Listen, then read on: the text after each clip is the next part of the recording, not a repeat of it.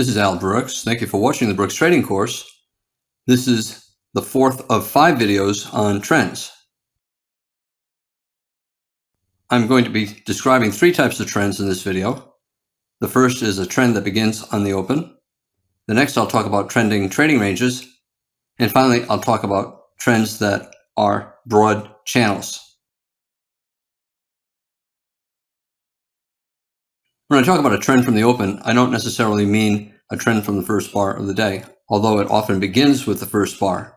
In general, the first bar of the day has a 20% chance of being either the high or low of the day. When you have a trend from the open like this, the more bars that get added to it, the more likely this ends up as the low of the day. Here, we had a gap up. I'm not showing much of yesterday, only 2 bars. We have a gap up, and then the first 2 bars are bull bars. That alone is enough for me to think of the day as always in long. That is enough to make me think that the market's in a bull trend. Even though both bars have tails, one of them has a body that's at least half as big as the entire bar, plus it's a pretty good sized body. The trend continued. Traders were buying all the way up, and we had an 11 bar bull microchannel. No bear bars, no pullbacks for the first 11 bars. We also started to get consecutive bull bars closing near their highs. And when you get that on the open like this, the odds are 60% or greater, you're going to get some kind of a measured move up. For example, based upon maybe the open of the first bar to the close of the second bar of the breakout, and a measured move up takes us to around there.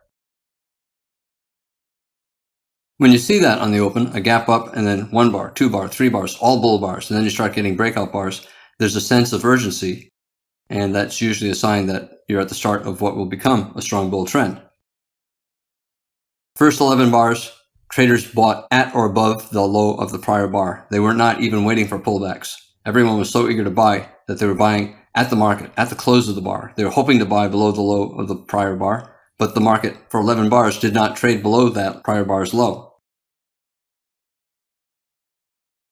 When you have a lot of urgency on the open like this, a very strong breakout lasting about an hour or so, the market then usually goes sideways for several hours and then decides between trend reversal down and trend resumption up. Here, the market was in a trading range for 3 hours. At the end of the day, we got a little trend resumption up. When you're trading the Forex market, the open is rarely ever exact. Some days the move, for example, in the United States session, it might begin at 5:30. Other days it might begin at 6:30. Other days 5 o'clock or 4:45. So when I'm talking about a trend from the open, I'm usually talking about a market that has a single session and a clear open, like the stock market or the day session of the E-mini. I usually do not use the phrase trend from the open when I'm referring to the Forex market or any other 24-hour market. These are open basically 24 hours a day, and the sessions overlap. And the start of the sessions is usually not the same every day. There's often a breakout on a report around the start of the session, and I end up using some other term to describe the trend. For example, here I just simply call it a breakout. We have a bull breakout and then a channel. For me, this is a bull spike and channel pattern. And it was also a small pullback bull trend. The pullbacks were very small. Rather than calling this a trend from the open, I would call it a spike and channel bull trend.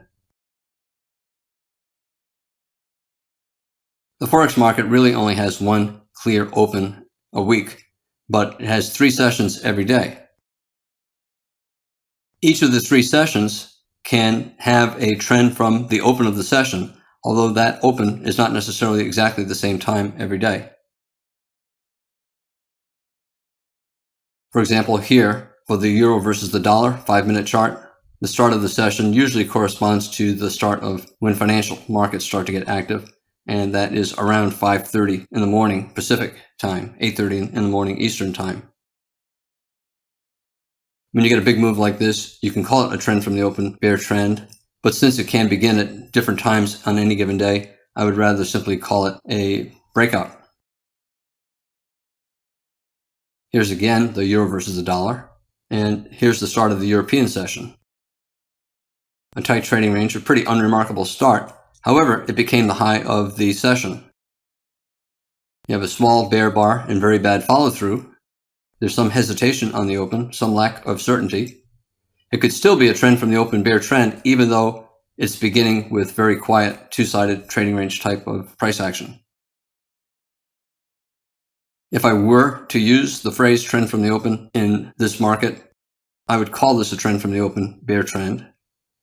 And it's still trending down from the open, even though it's sideways. And then it's starting to enter a tight bear channel, a much stronger bear trend, a breakout on a higher time frame chart. We have a 9-bar bear microchannel. 5 of the bear bars have big bodies, and they close near their lows.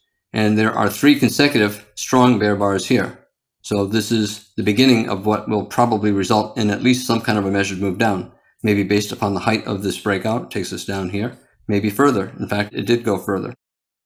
Do you want to call this a trend from the open bear trend? Here's the start of the US session. You can. I would simply call it a tight channel bear trend or a breakout on a higher time frame chart. In any case, it's a strong enough trend. 9-bar bear microchannel, several strong bear bars. The odds are we're going at least a little bit lower. The bears are eager to sell. They're not waiting for pullbacks. They're selling before there is a pullback. So they're not trying to sell above the high of the prior bar. They're selling at the market. They're selling bear closes. They're very eager to sell. And if everybody's eager to sell, chances are, even a small pullback, traders will be eager to sell it. They were willing to sell even without pullbacks. And when they finally do get a pullback, you know the odds are high that rather than a reversal up, it's going to be a bear flag and that we'll probably go at least a little bit lower. I now want to talk a little bit about trending trading ranges, a trend made up of a series of trading ranges. When I see a trading range like this on the open of the market, and the trading range is about half of the height of an average day's range, I'm assuming that today's range will be like an average day's range and that the range will double. It can double by going up for a measured move. It can double by going down for a measured move. Or it can double by going a little bit down, a little bit up, a little bit down, a little bit up, and remaining a trading range day. When a day does become a trending trading range day, you have an initial range, about half of an average day's range in height, and then you have a breakout. And the breakout is usually fairly brief, sometimes a single bar, sometimes 5 bars, sometimes 6 or 7 bars, but it's brief, and then the market starts to enter another trading range. And this is a good example of a trending trading range day. We have a trading range, a brief breakout for a few bars, and then another trading range. 60% of the time, when you have a trending trading range day like this, in this case, we have a bear trending trading range day, the market comes back up at least a little bit into the other range. A bear trending trading range day, I'm expecting that the market will at some point come at least a little bit above the bottom of the upper range. 60% of the time that happens. 40% of the time it does not, and the market either stays sideways or goes down for another leg. Like all trading ranges, once you have a trading range, you got to be thinking breakout mode, and the breakout can go in either direction. Here we have a trend reversal. So bear trend, a trading range, bear flag, but instead of a bear breakout, we're getting a bull breakout. In general, once a trading range extends for about 20 bars, this one's a little bit less. Once it extends for about 20 bars, the probability of the bull breakout is just as high as for the bear breakout. It's basically a 50-50 market. Again, 60% chance that the lower range will come back above the bottom of the upper range by at least a little bit. The breakouts, when you have a trending trading range day, usually last 3, 4, 5 bars, 6 bars, and then you start to get signs of another range. You can see here we have a couple bull bars and then a bear bar, a bull bar, and then dojis. Looks like at this point, we're probably going to enter another range and the day will be a trending trading range day. Once you get a 20-bar trading range, there's a 50-50 chance that you'll get a downside breakout, a trend reversal, 50-50 chance you'll get an upside breakout, trend resumption. The market is searching for a fair price. It's trying this and traders decide that the price is too low. So we rally up in a pretty strong bull microchannel. And the rally is a search for sellers. Not enough sellers here. The market has to go higher to find sellers. I said 60% of the time, the range overlaps the range before. Well, look at this. The bottom of this range did not overlap the top of this range. And that's a sign that the bulls are a little bit stronger. However, we got this breakout and formed another range. The upper range did overlap the lower range by a little bit. Every time you get a reasonably strong breakout, the market is telling you that the price is still too low. It has to find sellers, and it has to go higher to find them. Again, I mentioned that in this particular case, even though there's a 60% chance the range will overlap the prior range, there's a 40% chance it will not. And here we have a gap, the top of the lower range and the bottom of the upper range. A sign of strong bulls. The bears were unable to close the gap, and it increases the chances that we're going higher. So when you're starting to get this breakout, you have to assume there's actually better than a 50-50 chance that the breakout will be successful. Here we do have overlap. The third trading range overlaps the second, and it's a sign that the trend is weakening. Strong bear breakout, bear microchannel, a lot of consecutive bear bars closing near their lows. Chances are we're going at least a little bit lower. Maybe this is a little bit lower, maybe this is a little bit lower. But big down, big up, probably trading range. And then we have another bear breakout lasting a few bars. In fact, only 1 or 2 bars below the low of the upper range. As usual, 60% chance the top of the lower range will overlap the bottom of the upper range by at least a little bit. And after 20 or 30 bars, it's in breakout mode, and you can get trend resumption down or trend reversal up. The probability of the two is about the same after about 20 or 30 bars. In this particular case, the market decided that the price was too low and it had to go higher to find sellers. And this is common. At the end of the session, the market decides, will the bear trend resume? Will it reverse like it did here? Or will it simply continue sideways into the end of the day? You can see videos on trading ranges and trading the end of the day for more information about what takes place at the end of the session. Again, the euro versus the dollar, a 5-minute chart. There's actually a wedge bottom here. Can you see it? 3 pushes down, 1, 2, 3. I know the second push falls below the line connecting the first and third, but that's common. We have a bear trend, and then late in the bear trend, after 20, 30 bars, here after 50 or 60 or 70 bars, the market enters a triangle. Triangles rarely are perfect, but this is one way to draw it. A high, a second push, a third push. Again, does not matter that the second is above the first. The overall idea is that we're narrowing, we're getting to a narrower, tight trading range. And we have at least 3 pushes up or down. 1, 2, 3. You can argue 3 down. 1, 2, 3. A bull breakout that reversed. And then you can restart the count. 1, maybe 2, and then 3. In any case, it's a breakout mode situation. When you do get a triangle late in a trend, here we got a bear trend, and you get trend resumption, you have to think that the odds are usually 60 or 70% that the triangle will be the final bear flag and that it will lead to a reversal, as it did here. And it did in the form of a wedge. Probably will get at least 2 legs sideways to up, 1 pullback 2. I'm finally going to be talking about trends that are in broad channels. We're in a bear trend, and we have deep pullbacks, but in general, still forming lower highs and lower lows. It's a stairs pattern. Here's the breakout, but the pullback goes above the bottom of the breakout. Here's the breakout point, and the pullback goes above the breakout point, and all the way down. Here's the breakout point, and we have a pullback above the bottom of the breakout point. Here's another breakout, and it reversed up back above the bottom of the breakout. And when the pullbacks overlap the breakout points, I call it a stairs pattern. We're stair stepping down. Pullback above the breakout point. Pullback above the breakout point. So that's a stairs pattern. And that's important to recognize. That tells you that bulls who are buying at this low and scaling in lower are making money. And that is a sign of a weak trend and a sign that the market will probably enter a trading range before too long.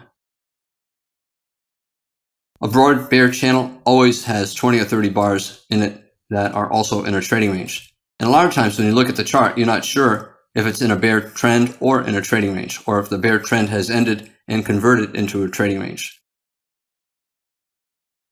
When you're not sure whether it's still a bear trend, a bear channel, or a trading range, does not matter. You trade it like a trading range. You look to buy low, sell high, and scalp. So you buy low, buy in the bottom third, and you scalp somewhere in the middle. On rallies, when they reverse down, you sell them. Since we still are in a bear trend, you can swing trade the sell-offs, the bear entries, but in general, a lot of traders simply scalp them because they're not sure whether the trading range will continue for a lot more bars, and they'd rather just sell and scalp, sell and scalp, sell and scalp.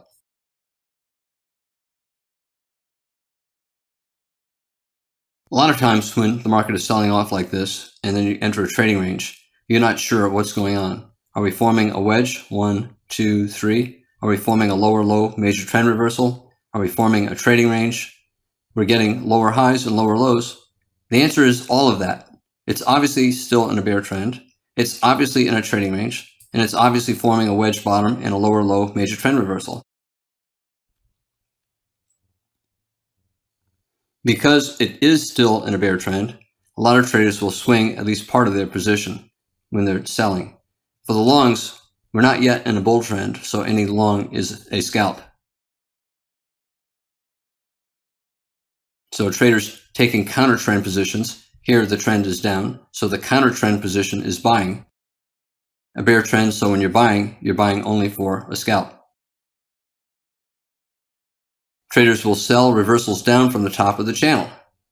The channel, it rarely is exact. Sometimes on television or on the web, you'll see channels that look perfectly parallel, but that's not how channels typically look. The channels are rarely exact, and you have to keep redrawing the lines.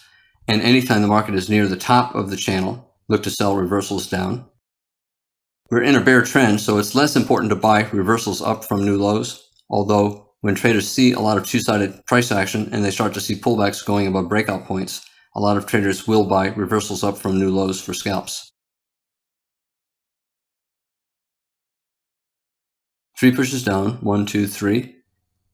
Second entry for a failed breakout below a prior low, common in trading ranges, so some bulls will buy that at least for a scalp. Double top bear flag and a bull breakout. You can say head and shoulders bottom, left shoulder, head, right shoulder. However, we're still in a bear trend, and you have to be ready for the bull breakout to fail. When you have a double top and a bull breakout that fails, I think of that as a variation of a wedge. We have 3 pushes up, 1, 2 for the double top bear flag, and then the bull breakout is the third push. For me, functionally, this is the same as a wedge bear flag, and I'm expecting at least a couple legs sideways to down. 1 pullback, 2. A reasonable sell, failed breakout above a double top bear flag, another lower high in a bear trend, and a decent sell signal bar. Traders at this point redraw the channel that way. We got a breakout above the channel, another reversal down. Traders will sell below that bar, even though it's a bull bar. We have another double top, bear flag, and a bear channel. A new low, stair stepping down. Traders will buy a reversal up, or they'll simply buy at that low, and then they're willing to buy more lower. Again, when you're buying in a bear trend or in a trading range, it's better only to scalp. After every reversal down, you redraw the line, and then when you test that new line, traders will look to sell a reversal down again. After every new high, you draw a new line, and you see how the market behaves at that line, and you sell a reversal down here or a reversal down there.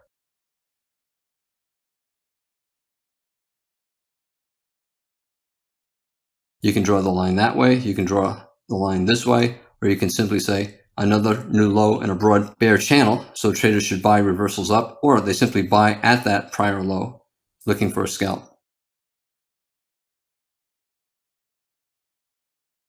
Bears, they also look to sell somewhere in the middle of the last bear leg. So we have a bear leg.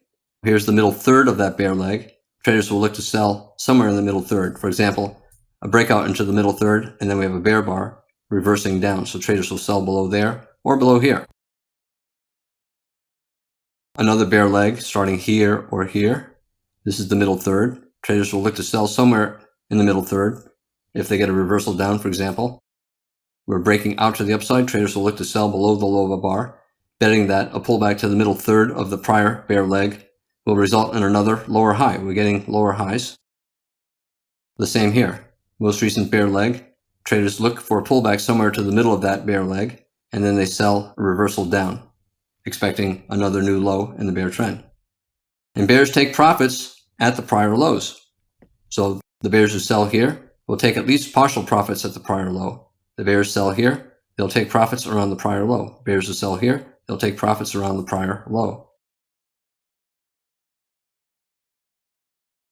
Bulls who buy, they're looking to scalp out somewhere in the middle third where the bears are going short. So for example, a bull who places a limit order to buy at this low, he gets filled. He'll look to sell, take profits for a scalp somewhere in the middle third. And one way to do it is either with a limit order at a certain number of ticks or pips, or simply sell the reversal down, take your profits there. A bull buying at this low sees the market continuing down. However, he's confident that because we're in a stairs pattern, we're going to get back above this breakout point. So some of the bulls who buy here will buy more down here. Their second purchase is at least the size of a typical scalp. Because if it does continue down like this, a lot of them will try to get out around their first entry, break even on their first, and with a scalp on their second. So they want to make sure that that second entry is at least the size of a scalp below the first. So you buy here, buy more here, and then look to exit around the original entry. Bears, they're looking to sell around the middle third anytime there's a reversal down.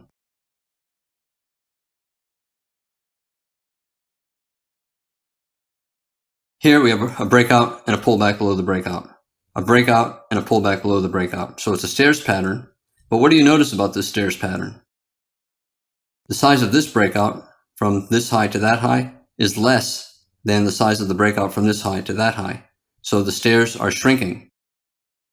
The bulls are less confident that the market's going to continue higher, so they're quicker to take profits. The bears are more confident that it's going to evolve into a trading range soon, and they're more eager to sell. So the height of this breakout is 2 ticks, and the height of that breakout is only 1 tick. It's also 3 pushes up, 1, 2, 3, so a wedge top. When you see a shrinking stairs pattern, you have to be thinking that the bull channel is probably ending and that the market will soon evolve into a trading range. Once it falls below a major higher low, then the pattern of higher lows is no longer still intact. And if the market's not making higher lows, it's no longer in a bull trend. It's either in a bear trend or a trading range. This sell-off is not particularly strong. It does not have consecutive big bear trend bars, and it's finding support at that major higher low. This looks more like a bear leg in what will become a trading range. In any case, it's no longer a bull trend.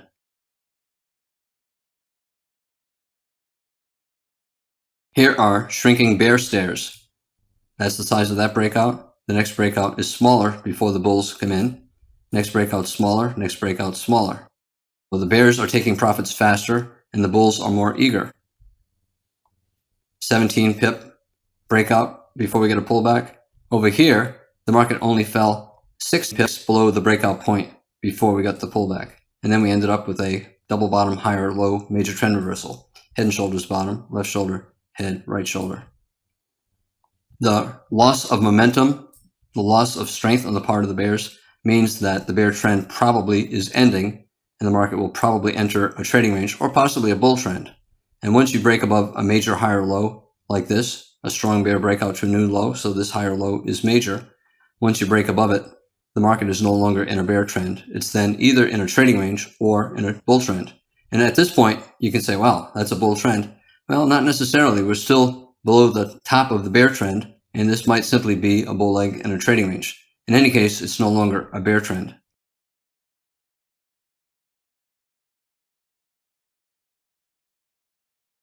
Here's a daily chart of the euro versus the dollar.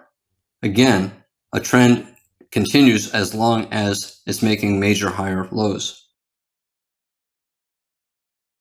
We have a series of higher lows and higher highs, so we're in a bull trend. But we're getting very deep pullbacks. And some of the pullbacks are strong enough so that traders would conclude that the market is always in short, no longer always in long. Yet we're still forming higher lows and higher highs. So even though there are times when the reversals down are enough to make traders believe we're always in short, the big picture is we're still in a bull trend. When you have a bull channel with very deep pullbacks, strong bear pullbacks, but we're continuing to form new higher lows, it's a broad bull channel.